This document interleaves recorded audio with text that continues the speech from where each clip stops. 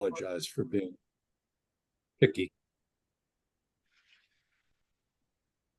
Okay, why don't we start? Good morning, or I guess it's afternoon by now. I'm Bernard Green. I'm chairing this Expenditure and Revenues Study Committee. This is our meeting for September 18, 2025. Let's see if we have a quorum. Call the roll. Dick Benka. Here. Ruth Ellen Fitch. She's having trouble getting in. I'm working on that. Okay, I'll come back to her. Jeff Rudolph. He having trouble too? Sergio, He can make it today. I don't think he could make it today. I think you called my name, Sergio. I'm here. Janet Kilbart. Here. Sadaf Kazmi. Here. Sarah McTotter. Here. John Duggar. Here. And we have alternates. John Vanskoyak, is he here? Jesse After's here. Yes. And Cliff Brown, is he here? Here. And Bernard Green is here. Okay, so let's, and that's, we have a forum of the meeting. So let's start off with the proposed approach forward document that staff put together, and that which we have some responses to. I guess the thing that we got around 9 this morning is what we were talking about. What came at 9 this morning? Okay. But we'll have a difficult time talking about it. It was a sort of update of the proposal that was originally prepared with a revised timeline for subcommittee reports and a revised timeline for reports to the various other bodies. Okay. So I will say then it would be helpful if we got things with more notice. We cannot all log on at 9 or have time if we log on to digest what we see before we get to a meeting. In this case, unfortunately, we had kind of less than a week to work on this one, but we are doing our best on that part. so maybe we should start off by maybe Sadaf just giving us a summary of what's in the proposal. So can we be able to know who is online that we can't see? Is that possible? Sure, yeah, I guess it's possible. Nicole, if you change the view to show non-video participants, you'll be able to see everyone. Okay. Thank you. Sorry, Steph. Yeah, that's okay. So I'm happy to walk through this, and if we want to take a few minutes to just, to skim it, I think that might be beneficial. But at a high level, there was a bunch of feedback in the last conversation that we had on the 11th last week around the time that we have as a committee, the scope of what was included in the committee structure, the number of committees. So the effort here was to iterate on the prior proposal that was shared on September 11th and to revise the committee structure, reduce it to 3 committees, and also to take the timeline that was discussed in the last meeting and, put some additional details around it. So there's both a revised committee structure proposal in this document, as well as a proposed timeline with milestones kind of working backwards from, a May election and considering some of the other milestones that we would need to hit prior to that. The hope for today was that this group can take a look at this revised proposal. I tried to incorporate people's feedback. I know, Janet, you included some comments, which I did read right before the meeting.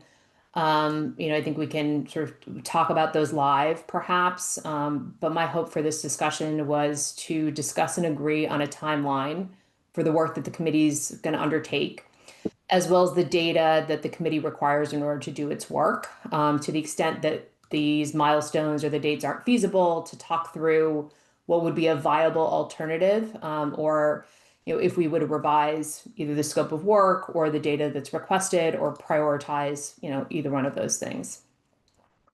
And then the second objective is to agree on the 3 subcommittees that were proposed, again, taking the group's input, as well as the scope of their work, with an understanding that each of the subcommittees would do some refinement of their scope as they dig in.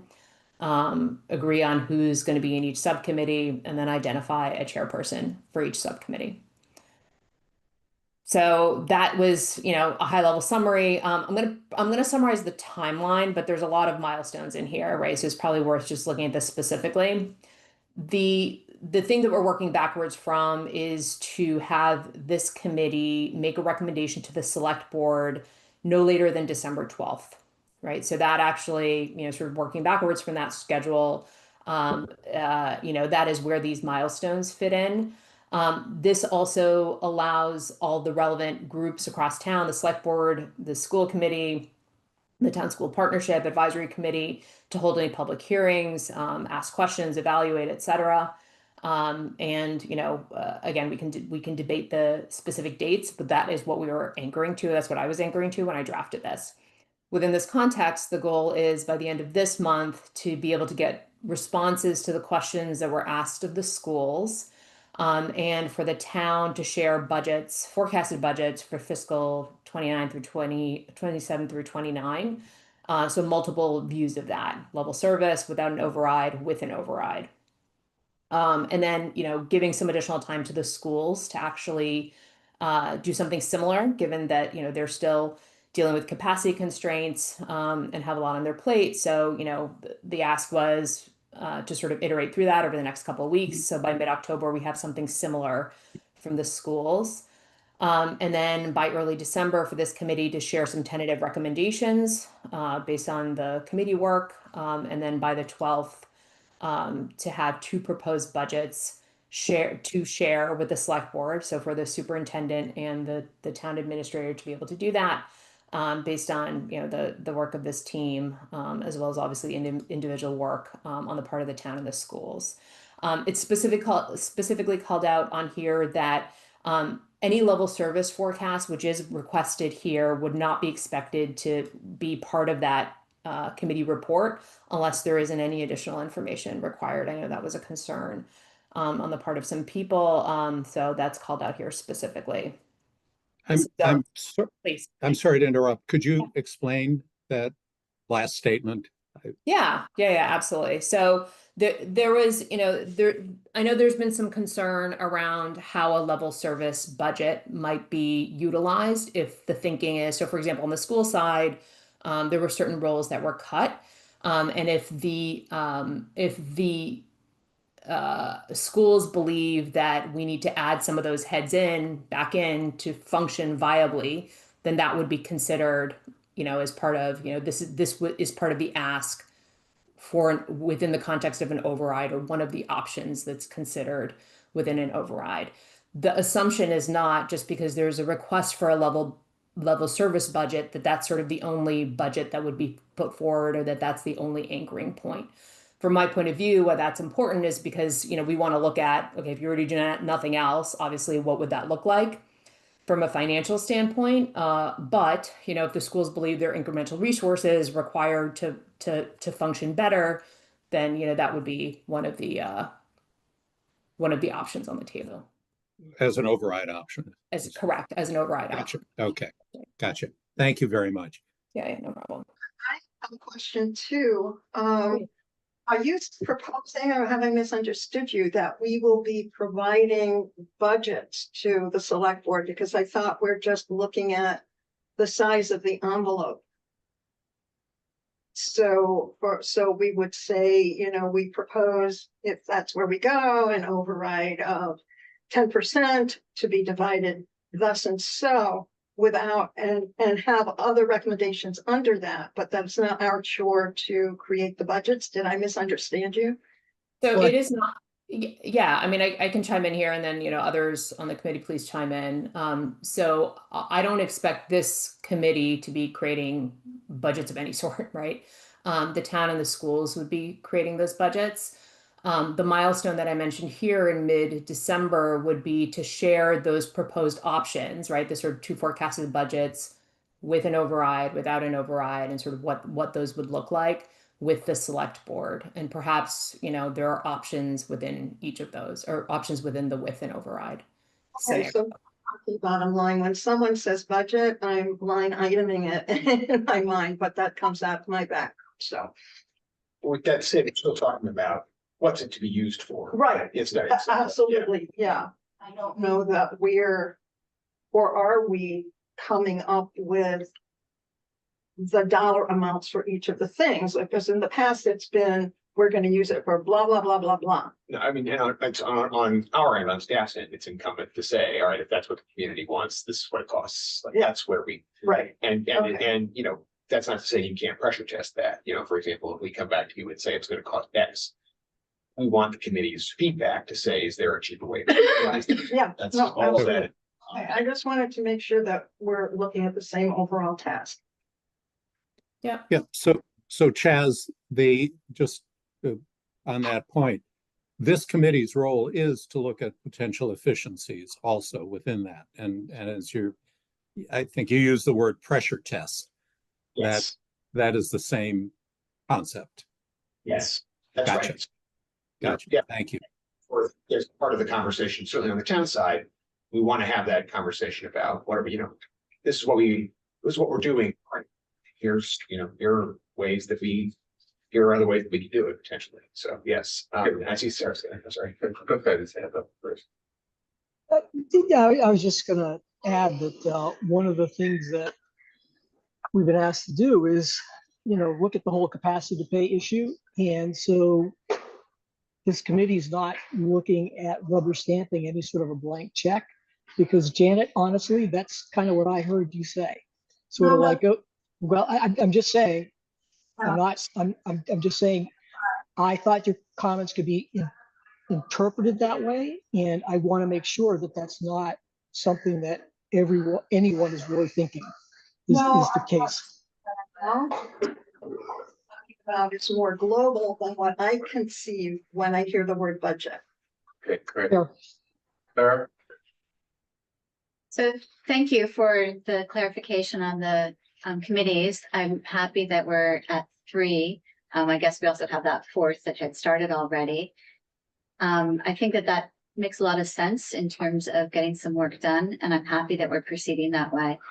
At one point you had spoken, or somebody had spoken about doing work concurrently. And so, different committees will maybe be meeting at the same time. There might be overlap, there might not be overlap.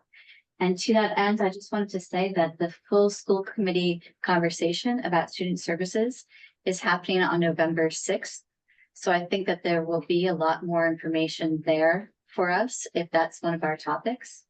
And just wanted to say that in case that helps you conceive of when each committee would start. Got it. Thank you. Yeah, so the way that the committees are laid out, and then Janet, I know you had a point of view on sort of concurrent work, but there's sort of 3 major buckets for people who didn't read it or didn't have time to read it given the timing. There's one subcommittee focused on town expenditures and revenues. The second one is focused on schools expenditures and revenues. This is where, questions that were posed to the school before earlier this summer would be tackled or sort of, addressed, although some of that information would be pulled into this third subcommittee, which is really focused on longer term strategic questions, right? So this is over time, how do we get to a better balance between the revenue coming in, our expenditures, our costs? Are there opportunities for us to take a look at optimizing cost structures that would inevitably be a longer term undertaking, and require studies, et cetera. So those are 3 buckets. And then there are certain areas that would then be, tackled elsewhere, right? So the schools are working through a revised sort of approach or plan or structure. I don't know what the right word is, around special ed. Sarah, as you mentioned, the select board is doing work on their strategic plan. And then the town school financial model subcommittee will sort of tackle, other things around shared services and the MOUs required to enable that. All right, that's my summary of the document. There's a lot of other stuff in there, but I just wanted to get that out there before we start talking, just to make sure we're, at least 70% on the same page about what the discussion is. Dick? Yes, thank you. Cliff, I just wanted to note that the capacity to pay was explicitly called out as a topic in the document that was circulated at 9 this morning. And while I'm mentioning that document, I just want to thank SADAF for doing this work. I think you've really pushed this committee's work forward a great deal, and I thank you for that. And Sarah, through you and Jesse, I want to thank the school committee for taking a look at the issues they're taking a look at, because I think all of this is necessary for us to get to where we're supposed to get. So that's a thank you, and just a note about capacity to pay being something that is already explicitly in the document. Okay, Sergio? Thank you. I have a question and a comment.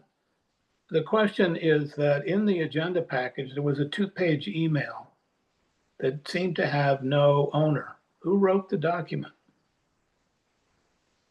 Yes, who wrote that That was document? I think that was from Janet. Janet, was that your message around sequencing and? It was sent out and posted 48 hours ago. I sent it out so everyone would have a chance to look at it, and don't know if anybody did. I did go and look to see if there was anything else, but it didn't identify your new document as being new because it wasn't there before and it still said way forward. So somehow we're not communicating here to find what we want. Can I ask a couple of questions here? Because there was this 2-page email that had no author. How did you put your information out, Janet?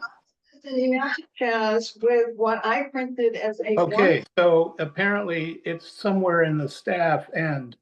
and asked that They it picked it up and included it, but they didn't identify the author. So thank you. Now I have that answer and I appreciate the clarification. Thank you. The source, that's 2-page document. Yeah, it's Janet's document. It is mine. Oh, it is I yours. saw something 2 days ago that had my name on it. In the packet, it's Janet Gelbart. That's how I titled it. Okay. Maybe I missed it, but I didn't see it. Thank you. Now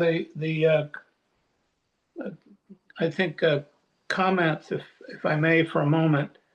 First of all, I'd like to also thank Sadaf for, I think, crafting this new document, which I think brings together a number of the issues that we discussed at the last meeting and perhaps gives us a clearer path forward with a better defined set of goals and a timeline. I have one question on which is really the following.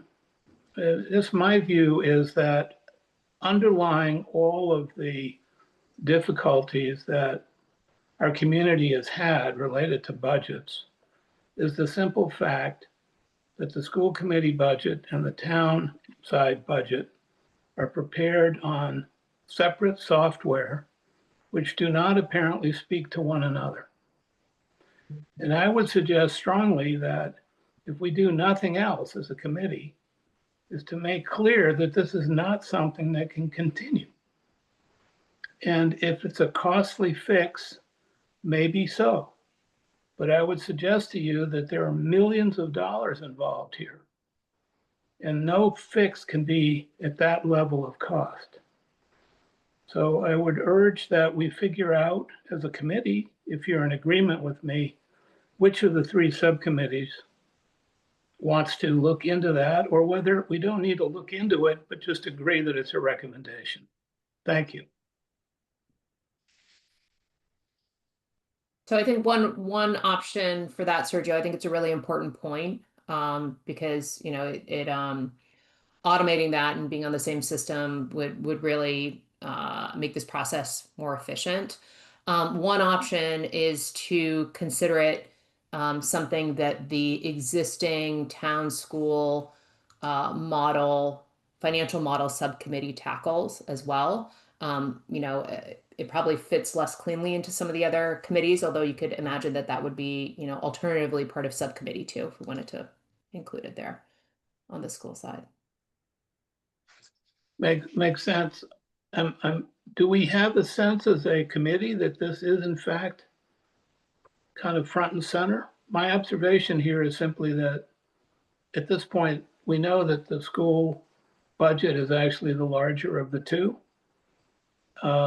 And to the extent that the 2 don't speak to one another seems troublesome to everybody. Does anyone know why the schools in the can't or if it is a problem. I Can't thought, work together. I thought that Susan answered that here. I thought so to too. Do you my remember what it satisfaction. was? Yeah, Right. I can paraphrase her, but we also, Susan is online right now, and we can go back to that meeting. But just to kind of paraphrase it, I think, I'm sorry, you know what, I'm going to state my own opinion about it. I think that's. Well, wait, why don't we, instead of opinion, find out from Susan Givens? You know, what the technical reasons may be or whatever. I think there are two separate issues before Susan hops on. I think that there is, our budgeting software is OpenGov. The schools at one point were rolling out OpenGov, but there's been so much turnover in administration and finance that all of that couldn't be kind of maintained. But then there's also the issue of Munis and the struggles with Munis. And I think that is, I think that's something that a lot of it is to do with the chart of accounts, and I think the school department is working with the comptroller's office to try and improve that. I think it's really about the continuation of that work and trying to provide the clarity on the use of the system and things like that. So the OpenGov software, is useful and helpful, and people have gotten familiar to it. To the extent that the schools want to take a look at it, I'm sure we can probably call our account rep in and have a demo to see if it's something that you'd be interested in exploring. But I really think that the Munis, utilizing Munis and making sure that everyone's comfortable in the use of the system, that's really the goal there. But I think, Melissa, one thing that you could help us all understand is, am I making this issue up? Or is there in fact a common understanding among the financial folks at the town side and the school side that there would be merit in being able to have systems that talk to one another? I think that the schools use Munis. I think the schools are struggling with the chart of accounts not being structured in the way that they need in order to manage their budgets properly. And some of that is, decades old issues of conforming to DESI requirements and crosswalks that may have been established when that was happening that, historically are now kind of with all the turnover have been lost. But in terms of, I don't know that the town has another option besides Munis, especially in the price point that we're at. So it's really about, making sure that I do fully understand and appreciate that each organization thinks about things and organizes things or meets federal and state requirements that are different. I get that. I'm really asking a much more fundamental question, which is there agreement that getting onto a common platform is a problem and a project that should be tackled and is worth doing? Because if it's not, if there isn't a common agreement, then this is not a problem that we should try to solve. It just struck me that it kept coming up. And I know historically, for more than 30 years of looking at the school budgets, I've never been able to make much sense out of it, but I've had a much easier time on the town side. So it also goes to transparency. I think Susan will chime in on her experience and what she might recommend moving forward. Again, remembering that Dr. Givens, with her gifts and skills, is also relatively new to the system here. But please. Hello. Yeah, happy to chime in. So, and really reinforce what Melissa is saying, that we have a common platform. It's called Munis, that both sides use. The system was not, however, set up. So there's two charts of accounts that every municipal entity must utilize. And that helps when you're able to do that, getting data in a clear and consistent way, not only within your organization, but when you're comparing information across organizations. Those two systems are UMIS, which is really rests on the DOR side. And there's a DESI chart of accounts that we are required to record and report all of our information. As Melissa said, years ago, when Munis was implemented, according to my predecessors and confirmed by others in the town, the chart of accounts was not established in a way that the school department could use it. And so therefore, a lot of manual manipulation through Excel has been kind of a mainstay on the school side because we have to be able to present our information in a very structured way in order to comply with the protocols established by state standards. So my work and my goal is to get us to be able to even print reports out of Munis in the same format we are budgeting. And this has been a huge effort, but it's one that I'm closing the gap on. I can't close the gap entirely, of course, without my town partners, because Munis is really managed by the town, not by the schools. So there's some dialogue and work that has to take place between the parties, but I can say that I'm committed to it. And I think being able to get timely, accurate information in the same consistent format year in and year out will help with this issue of transparency, but also the time with which it takes us to prepare and produce reports. So we've made a lot of progress. I feel like we're getting closer, but we're not quite there yet. And I appreciate your comments, Sergio, about that, because I too feel it's important and priority, and I think Melissa agrees with that. So So what I'm gathering here, we need not solve this question during today, and I don't mean to railroad our meeting today with this one item. It just struck me that it was missing. What I'm hearing, I think there's general support to try to bring these together, and let's just leave it at that, and we'll incorporate it into one of the subcommittees. Thank you. Siddharth, if you said it, I'm sorry if I missed it, but the timing of these committees, because one concern I have is bringing everything together. I've been in a committee where there was a town side and a school side. I'm not sure that always works best. And I don't know if it means dividing the pot before we know what the pot is. I'm just confused by this is the town and schools expense and revenue. This is the schools expense and revenue. And if it's all delineated because you have dates on these things, again, I apologize that I didn't read it, but I didn't know it was there. Yeah, it's a good question. So there is not an explicit milestone to bring it together, but I think it's a fair point. We should probably add something around sort of, converging.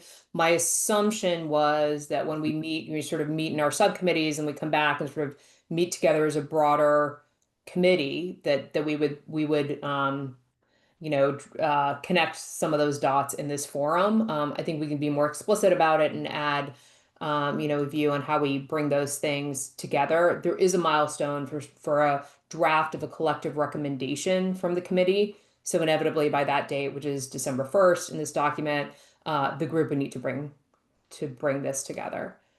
So you could, tackle it two different ways. I think as far as, the timeline for the committees, this is something that we should talk about.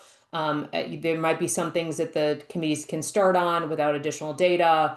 But a core part of the discussion today is it reasonable to get data from the school and the towns on this timeline, the data that's requested, the different forecasts, which is obviously going to be a critical input into the work that the committees do.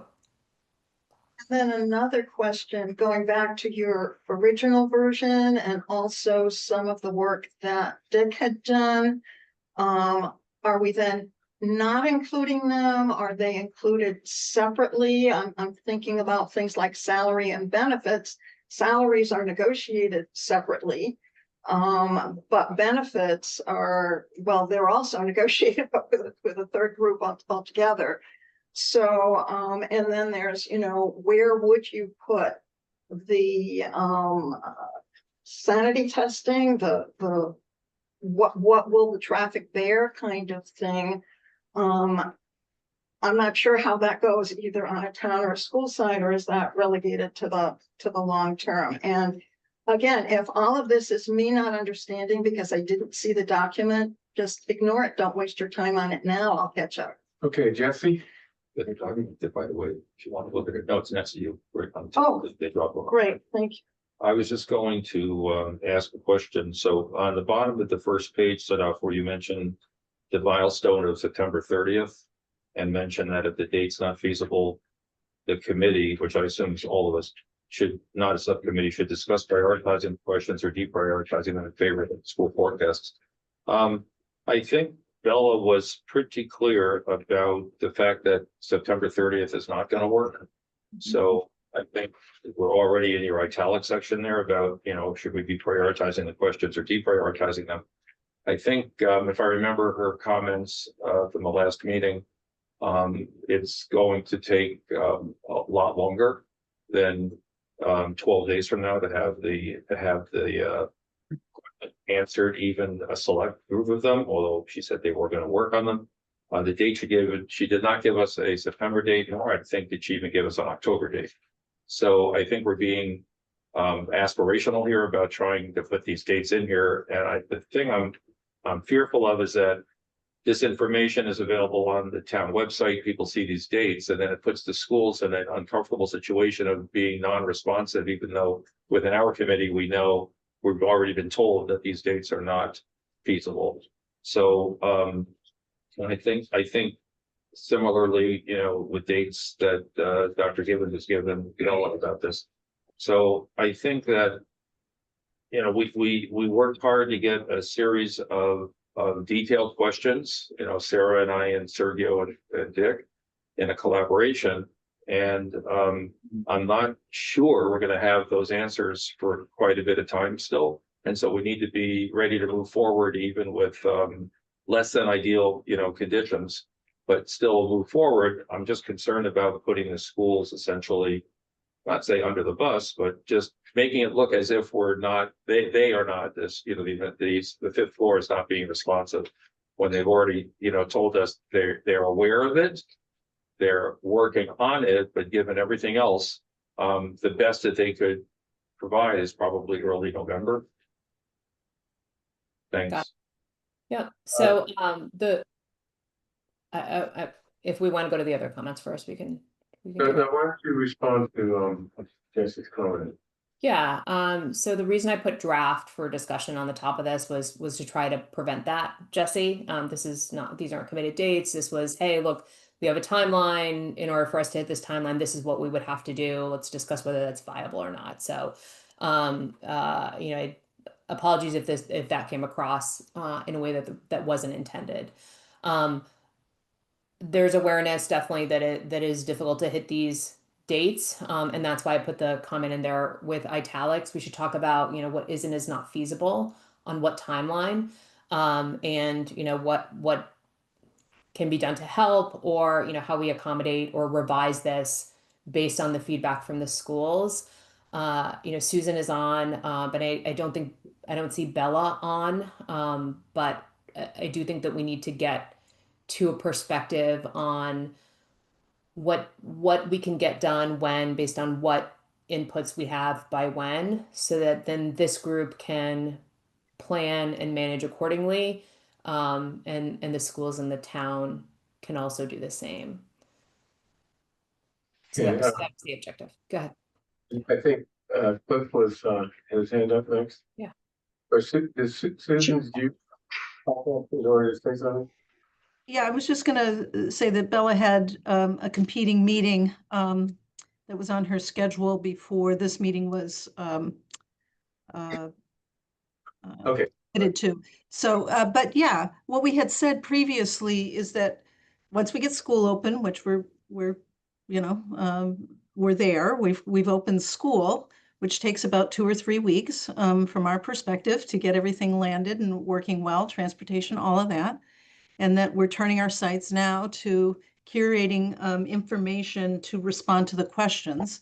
So we're still, you know, on task for doing that work here in September. We may not be able to get all of it, which is what we said before, but we could give, you know, what we do have, the easiest or the low-hanging fruit information to you, likely early October, and then we'll just continue providing you information incrementally as we have it developed, which probably would be advantageous because then it's not massive, massive quantities of information that you have to digest all at once, we can have conversation about what the data means, what we're looking at in a way that perhaps will be more meaningful if we approach it that way.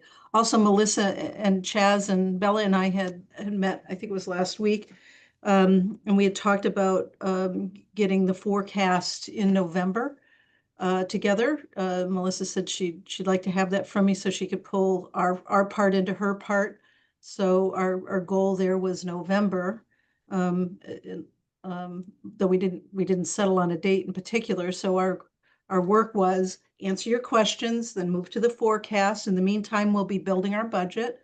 We should be able to share with the school committee what our October 1 enrollments are at the beginning of November. And from that, I'll do a forecast for the FY27 season, budget season. So we'll have a better sense of how our student population is and enrollments are landing for this year, and potentially that would impact, what we would be proposing for the upcoming year in terms of student enrollment. So I just wanted to share that so that if you'd like to update your timeline to reflect what we had talked about previously, I think we'll be able to hit those targets that we had talked about earlier. Hey, Cliff? Thanks. So, um, I think that being able to walk and chew gum at the same time is really important for the people on this committee and these subcommittees. Having said that, and so what the process that Susan describes is obviously something that I think could be useful. At the same time, I think it is fair to ask this group whether or not they feel it is at all reasonable to expect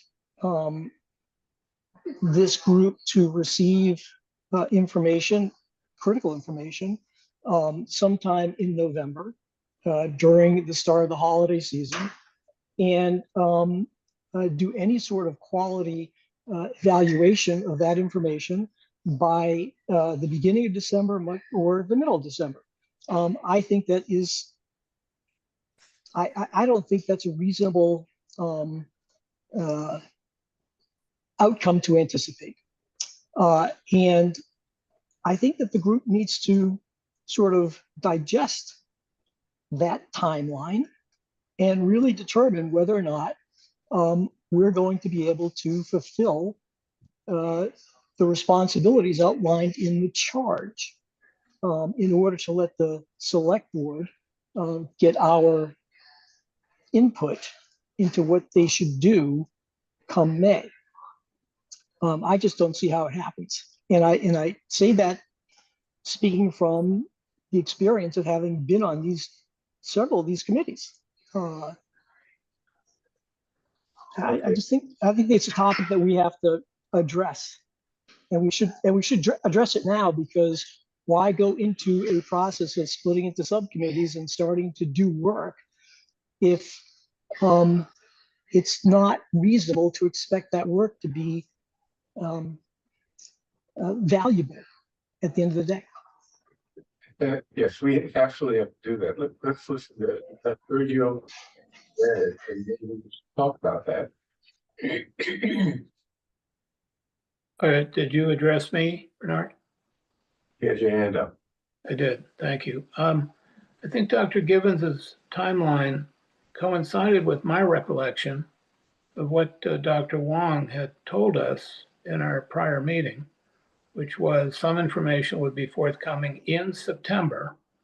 Those were her words, and continuing on through October, which is sort of what I think Dr. Gibbons was trying to explain. Perhaps the question is what information by the end of September and what information during October. I do take Cliff's point seriously that major information, including, for example, the 3-year look ahead, that is the 27, 28, 29 forecast, is a pretty critical piece, and getting it around Thanksgiving or whatever it actually is may be a big problem for us. I wonder what others think on that point. And And I was just gonna say, as much as I appreciate that, if we start to look at information that's very tentative and is going to be revised, then we're working from bad assumptions. So we can be going down a path. That's not gonna be where we're ultimately gonna be. I mean, even the information that we got from Chaz and Melissa last time had lots of caveats. So I think, you know, we need to figure out what it is of our charge that we can do.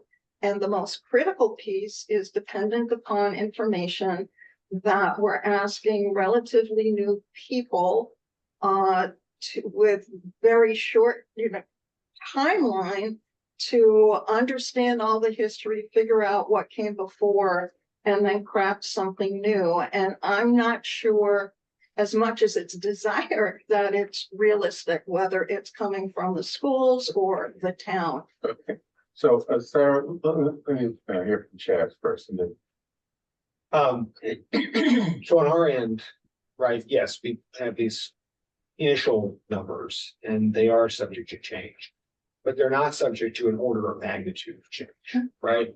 I don't think we're gonna be totally in the dark using the numbers that we're developing now. I think there will definitely be need to assess and reevaluate.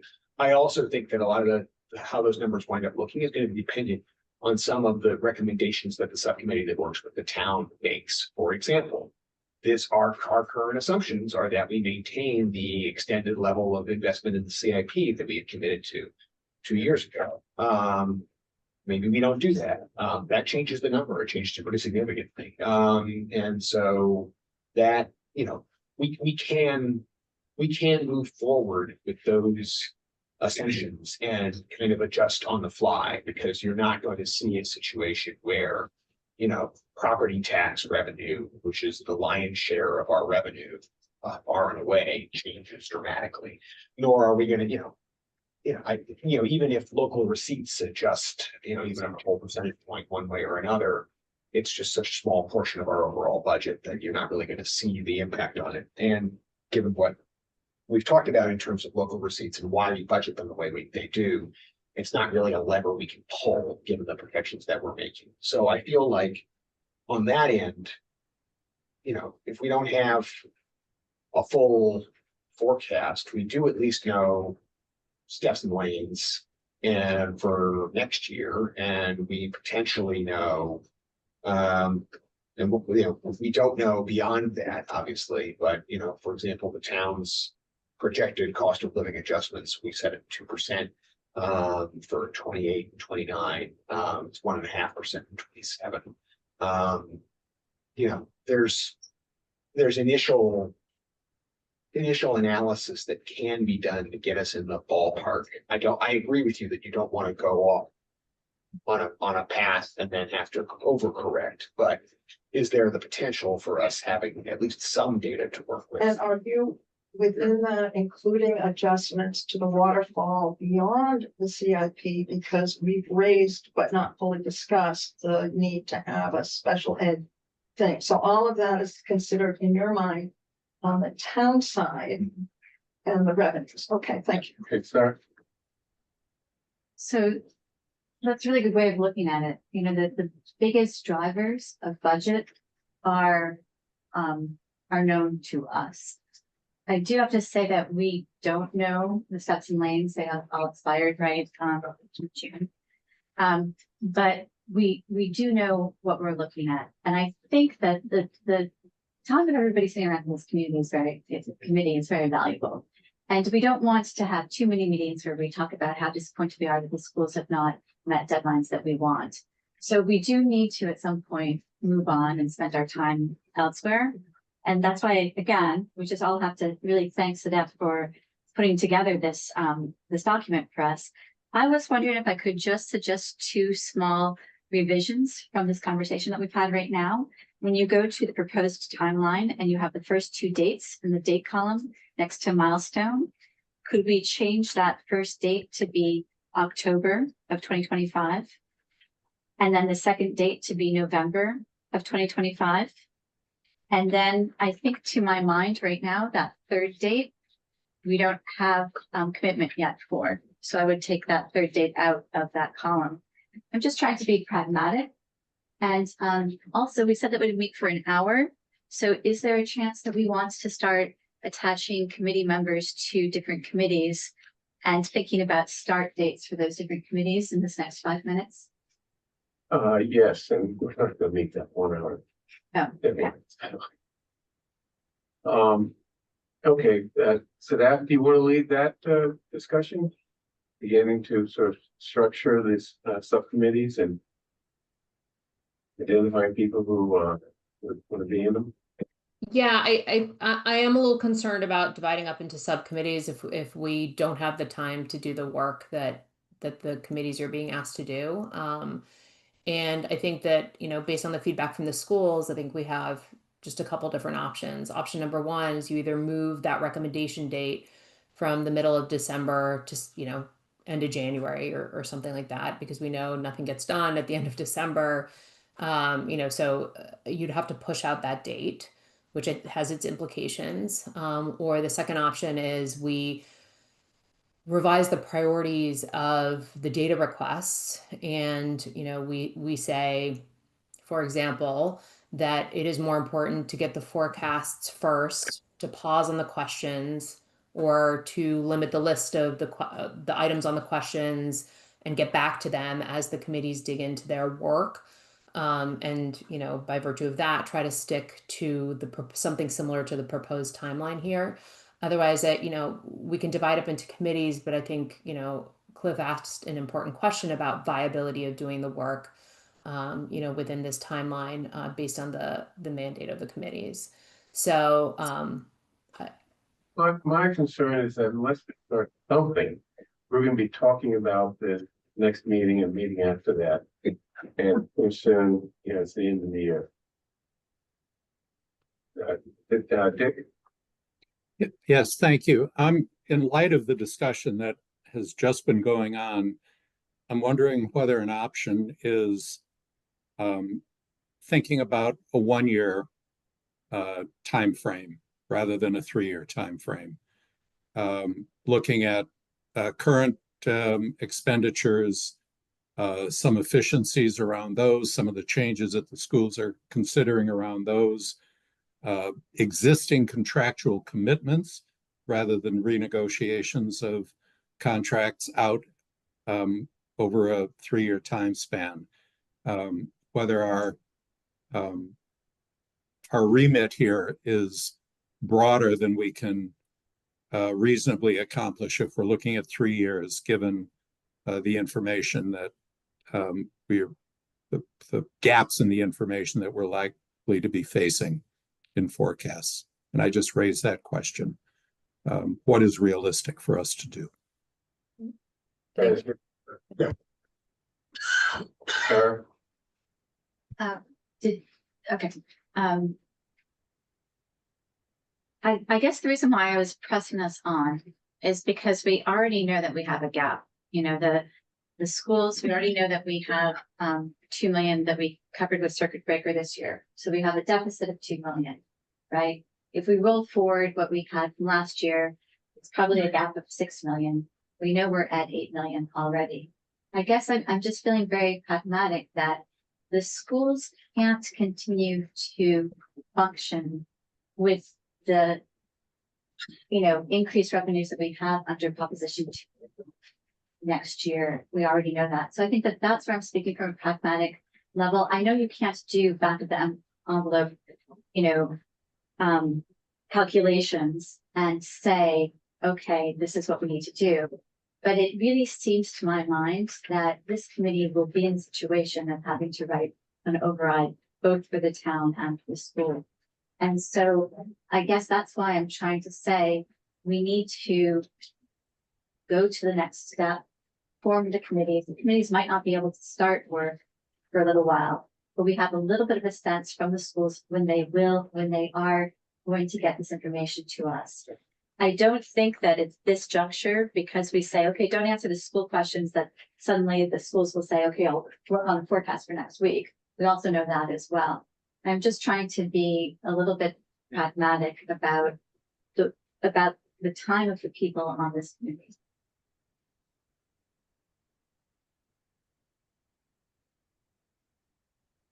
I might add that the comments that Sarah made and that Dick made may not be incompatible. That is, we might choose to start out thinking that we're working on a three-year plan with our subcommittees. But if the level of information is not there, we may find ourselves needing to shift gears. That does not suggest we shouldn't start. And I think that's what I do feel we should start.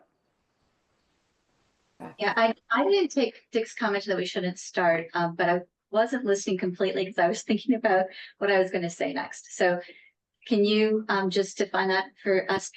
The conversation around having perhaps a 1 year as opposed to a 3 year, does that mean that we could get started earlier? All I was trying to say is that we have to set a realistic goal for ourselves. And if information is not adequate to do a reasonable and thoughtful analysis of a long-term need, there are, in the short term, we know, for example, contracts that are in place that we have to deal with. We know the current level of expenditures. We can look at efficiencies around those. But as we try to go out longer than 1 year, from what I was hearing today, that information may not be available in a timely fashion. And I was just raising the question of whether a realistic goal for this committee is looking at a 1 year period rather than a 3 year period. Okay, so based on the comments, my suggestion is that we go ahead and split up and talk about who might serve on each subcommittee, unless there's additional comments on the structure of the subcommittee. And then some of the open questions about 1 year versus multiple years, perhaps that will come out in the analysis, right? We'll sort of know over the next several weeks, what we do think is and is not feasible as the subcommittees figure out what they can viably get done based on the information they have and when they get it. So perhaps we attack it that way. I think it's a legitimate question, Dick. And my initial thought on that had been, well, I'm not sure if that's the right approach, and I think we just need to sort of reconsider, where we are and evaluate as we progress the work. Yeah. So I'm going to go back to sort of what I was proposing. If the schools, a lot of what we need from the schools and some of what we'll be getting before is pushed down to the end, we should be doing all the rest of it now. So we're not digesting the entire thing so close to the end deadline, but just incorporating that extremely critical piece into get the little stuff out of the way. Do what we can in terms of, and one of the things that's not here that I did put in my piece that I think we have to address is where are the schools in terms of addressing the issues that were raised by the review? Because that's what I was hearing when I was talking to people on Brookline Day. The school, can we trust? I think that's the word Sarah used when we started.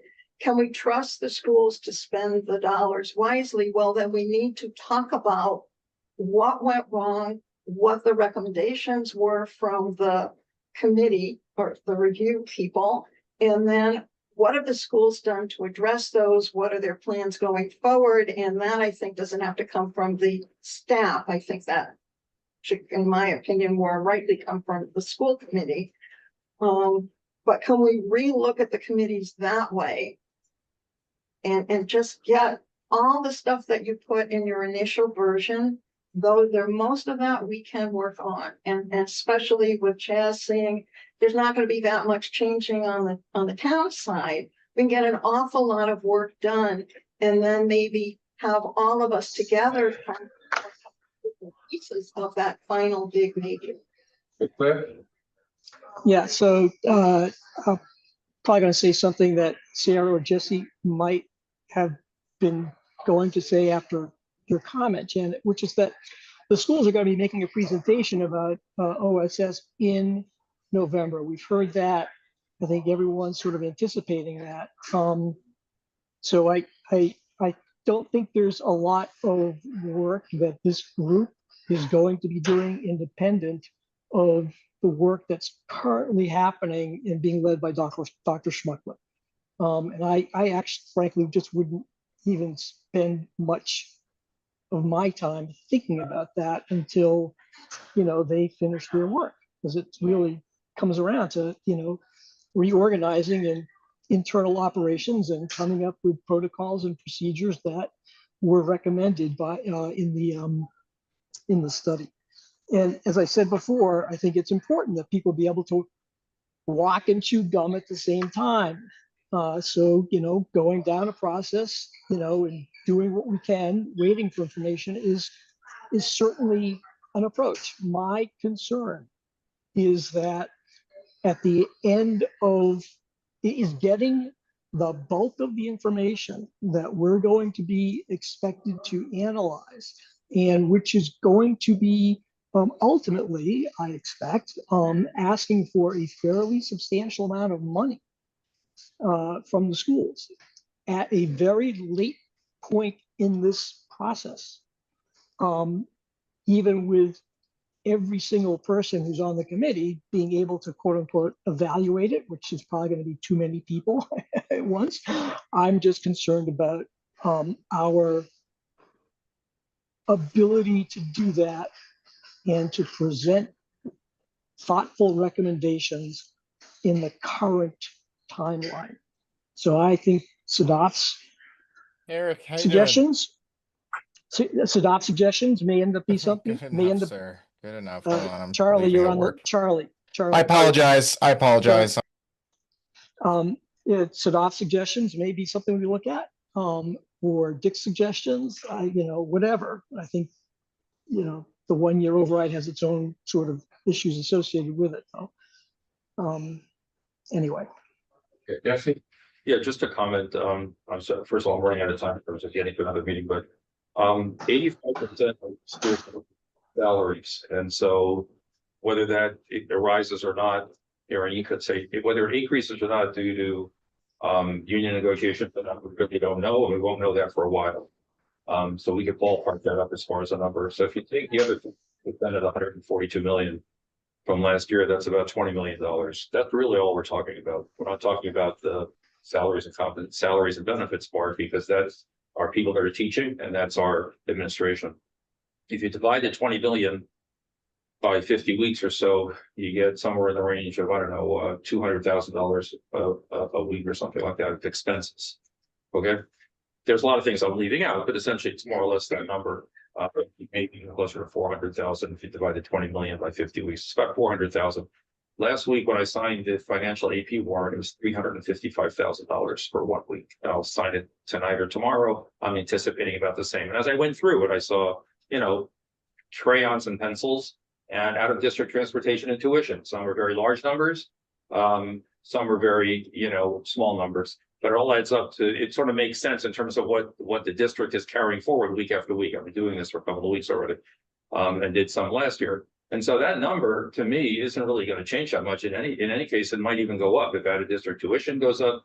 We have kids go off. We have kids, graduate out, and we have new children coming into the system. So as Sarah correctly pointed out, I mean, we already know we're 2 plus maybe the 6 million we cut last year, at least $2 million we borrowed from the future to cover our budget last year. And Chaz has pointed out that the town was around $3 million deficit already also. So I think it's sort of I'll just say it's like a no brainer that we're $5 million behind already. We can only raise taxes 2.5% by state. And so we should be spending some of our time in these meetings coming up with our narrative already for what are we going to tell the tax-paying residents of Brookline. I mean, it's already like the end of September already, and we don't really, we can generate subcommittees to do that or not. But I think we have enough financial awareness of at least what's happening without all the details to be able to say, we're going to need a really good story. I don't mean a story being a fiction, but we need a good narrative that describes what the town provides today, and you, I mean, Chaz had committed to tell us what might be lost if we have to take significant cuts. We haven't heard those yet, but at least I don't remember meeting that which you presented it yet, but that's part of, that'll be part of the narrative. And on the school side, my sense is if we go level service, we'll only get what we're doing now, and any of the things we want to use to proceed to, you know, improving the excellence of the education would be lost along the wayside too. And so I'm not sure what's holding us back from beginning to write that narrative, you know, at our next meeting, have drafts that people are working on or something, and begin to talk about that and spend our time on getting that presentation ready to the community. That's going to be the thing. They're the ones who have to make the decision about the book, whether it's the 5 million, or if we, you know, for just for next year, if we say the school needs a little bit of a bump up because of cuts that were made last year, if we're talking in the range of 8 or 9 million, we know the number. So now the question is, how are we going to convince our our tax-paying, property tax-paying citizens of Brookline to confront the fact, and we need all the fact. They need to confront the fact taxes are going up. They're hearing about that. We just need to do the best job we can to provide them with the background. And so that's, I think, where we should be spending time at each of our meetings, is coming up with that. I think if we split up into another, I don't mind the 3-part subcommittee structure. This stuff came out, it makes a lot of sense. It reiterates in terms of each subcommittee responsibilities that our committee as a whole should already be doing. But what I think is missing is this other part of saying our output are our recommendations, but the recommendations really need to have a story around them that describes why are we asking you to go from, you know, X thousands of dollars in your property taxes in a year or so to, you know, your current number plus a lot. And we need to explain to people what our limitations are and what we're going to need in order to grow. So I think that's come out. And I think we're working a lot around talking about waiting for things, but this is something we can do like right away. Yeah. Yeah, I would just add also what I'm hearing is, and we need to see there's an end to this. So the biggest problem with a 1-year override is then you're going to come back again. And we're hitting or have hit, depending on who you talk to, that limit of what the taxpayers will do. So if we produce something that says this is the next, we'll be back, I don't think it's going to be to sell, but already in my head, I'm hearing all of the things. If you negotiate this much in salaries, where are you going to take it from? Because we have to have a commitment that we will live within the number.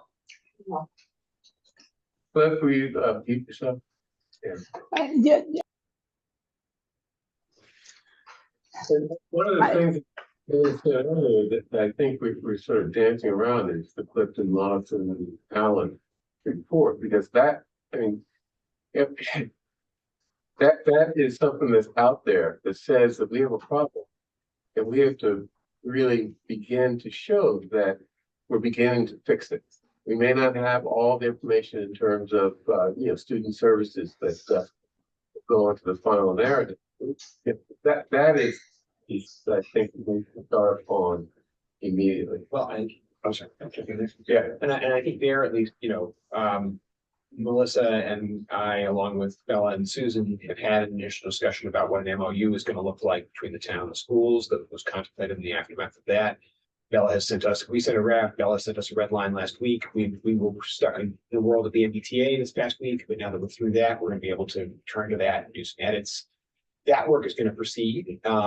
We've heard about the student services presentation in November. It sounds like that's moving in the right direction. All of that work is happening on staff to staff level, which is good. And it's important for us to keep that momentum up. I do think that we're going to come out of this with an MOU reflecting, the commitments from both the town and the schools on how to be good partners in this and work forward on that. So I do think that work is continuing, and it will play into whatever this committee's recommendations are.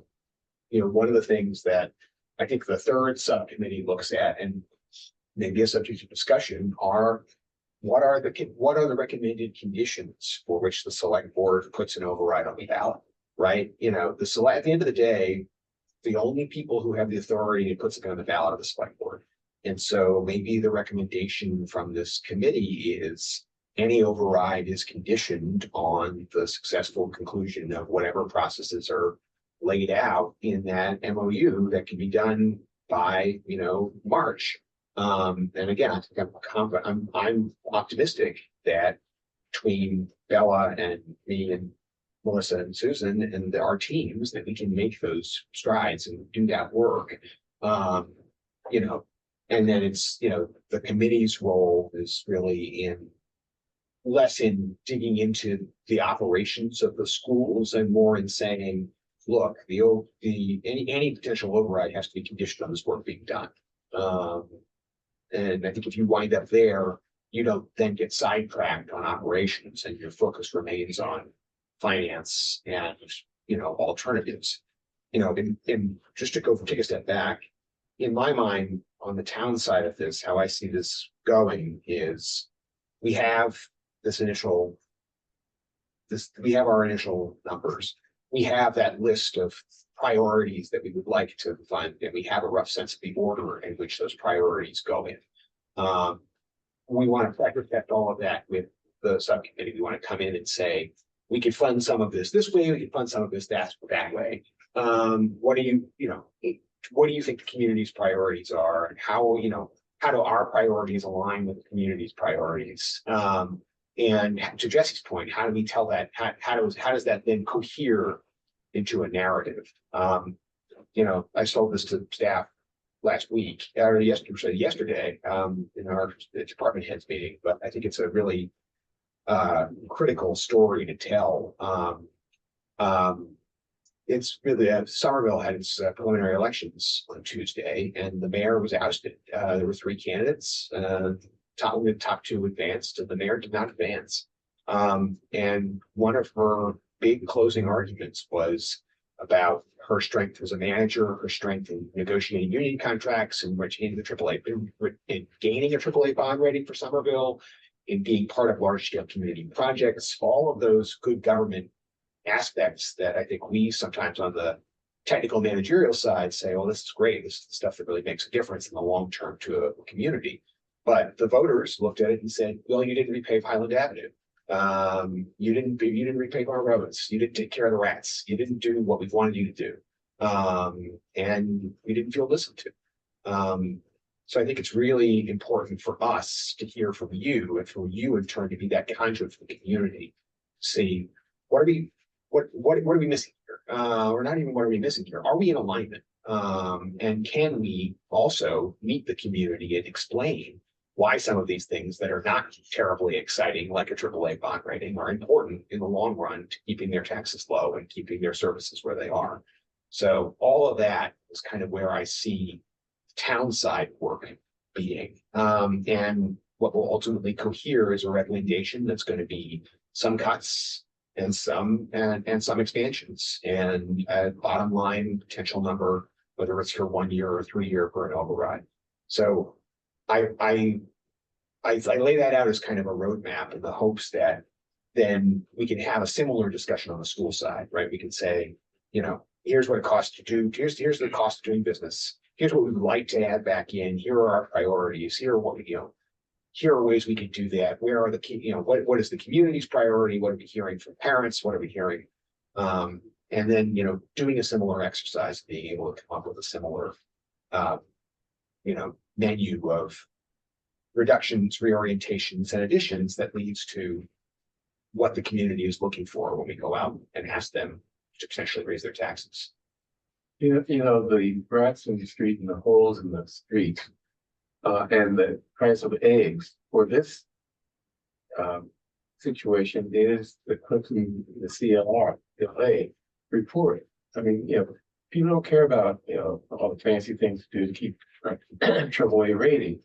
They remember that report. So I guess I'm trying to understand, the process of making sure we have a narrative for that report. It sounds like you're saying that by the end of winter, we'll be ready for that, but it's not soon enough. Well, and one thing I would like to do is brief the select board on the third, at your next meeting on the 30th about what's this discussion, the discussions that we're having about the MOU and what that looks like. And to basically allow the select board as a body to provide the same sort of feedback that the school committee has been providing in its last couple of meetings about where they think things are going, what the necessities are. We've gotten some of that feedback. Some members, in our example, discussing goals and objectives, has said they want to see a map of options. They don't want to just see, here it is, take it or leave it. They want to understand what it is that we're asking for and why, and what the modular parts of it are that go into that decision. So we've taken that under consideration. We're taking that forward. When we hear that feedback from the select board, but I think that will be a good opportunity to lay out where we are, how far we've gotten, what we see the roadmap for that CLA integration to be, and then to get your feedback, the select board's feedback. Because again, at the end of the day, you are the body that controls this process. So if there's a need to do more or to do it quicker or a different timeline, better we know that now. So Chaz, would you be ready to, if a town subcommittee were put together, would you be ready to put them to work now? Because my sense is the schools are not, and I don't think we can rush them, but we can say, so we'll do it sequentially. But let's get done with what we can now. Yeah, we're ready. Okay. So, I mean, based on the suggestions that, oh, go ahead, Jen. I thought you were done. Apologize. I am. I start saying something. I think there's stuff that whoever is going to be on that school subcommittee can do independently of staff. And the same goes for stuff that's in all of these sections. These should not be subcommittees that have to take just all information from staff in order to actually dig in and evaluate things. There's some publicly available information. There's some research that people can do if people are willing to do that. Yep. And I think that's actually a pretty important question. Once these subcommittees are set up, if they are set up, people are going to get assigned, and people need to commit to actually doing work, because we don't have a lot of time and there's a fair amount to do. So I have to drop in 9 minutes for another meeting. I think based on all the comments, I think it makes sense to divide up into the subcommittees, agree who's going to work on what, and then get started on the things that we can get started on. To the extent that your subcommittee, doesn't have as much to do in the short term, perhaps you can lend a hand on a different subcommittee if that's viable. And then I think we let the subcommittees sort of organize themselves, decide what they can get done now versus what they will need additional information for, and then kind of take it from there. One thing I realize is missing from my document, and maybe this is kind of in subcommittee 3, is the framework and sort of process through which we will, and metrics through which we will propose measuring the expenditures and their utilization. That was actually in my prior document. So I would recommend we put that back into subcommittee 3. So if people are okay with that, perhaps we can divide up into subcommittees unless there's a concern around that. And then we can, figure out on the subcommittee what is viable on what timeline. Sergio? I guess my question might be then, are you suggesting that committee members should express through a note to Chaz and Bernard which committee or committees they may wish to serve on? Yeah, that's one way of doing it. If we just volunteer here. Yeah, I was thinking we would talk about it now, but I'm happy to do, I don't know if there's enough time, but yeah, I think that's fair around the time. Okay, so before we lose to that, why don't we just quickly go through the subcommittees and people can volunteer now or later? I would be on the town side. That's subcommittee one.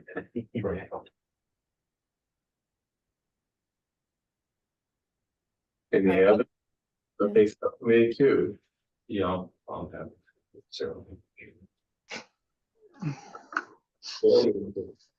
I'm sorry, I couldn't hear what was said in the room. Was that Jesse saying that schools? Yeah, Kathy and Sarah for, So I'd like to make a suggestion.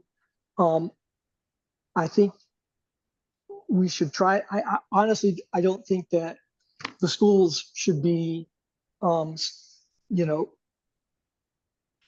essentially staffed by folks who are on the school committee, or frankly, myself, who are on the advisory committee, you know, chair of the school subcommittee, only because I think that would be beneficial to get other perspectives and other analysis. It's not to say people can't talk to any or all of us, but I think if we just do things and get assigned to things that we are already doing, you know, it's going to be an echo chamber with what's already happening in other things going on in town. It's my 2 cents. okay, your 2 cents. What do people think? That's fine. Maybe if you want to just do assignments as the chair, do people have objections to being assigned rather than volunteering? I think that's fine.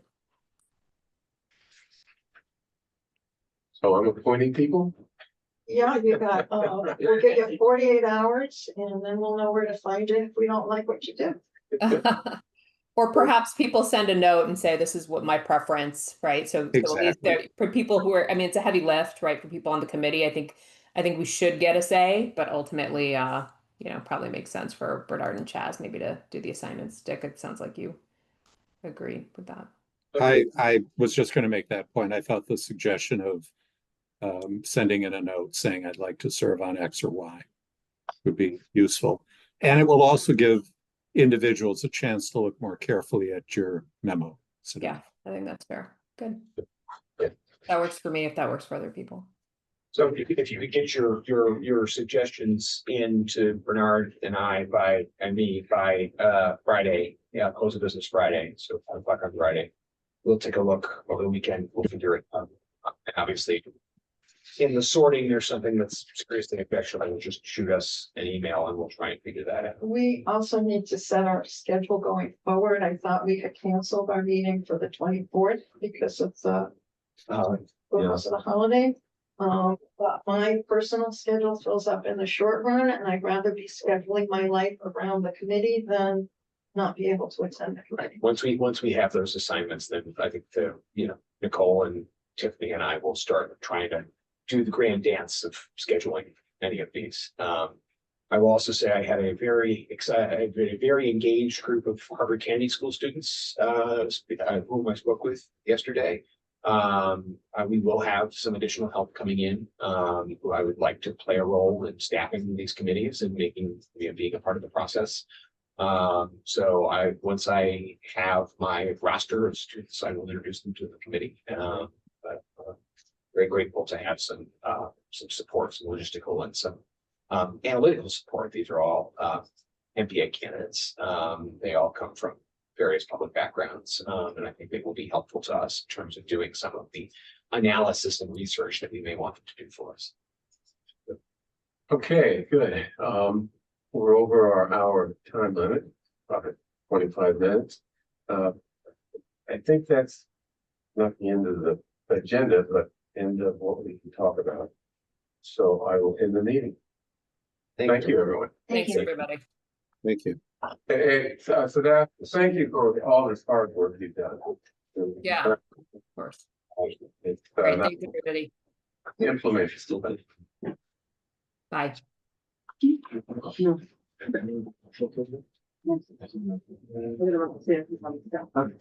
I need something.